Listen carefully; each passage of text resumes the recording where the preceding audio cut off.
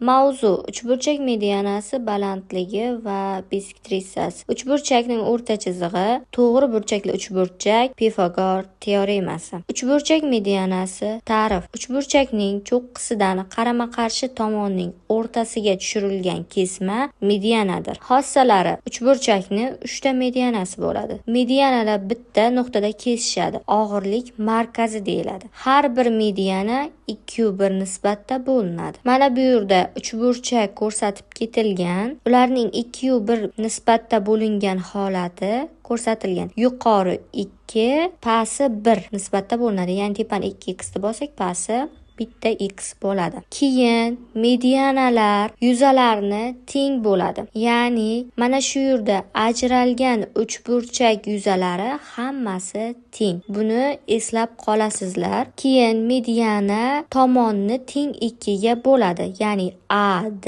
DC ga teng. BC CA ga teng. BA esa AC ga teng.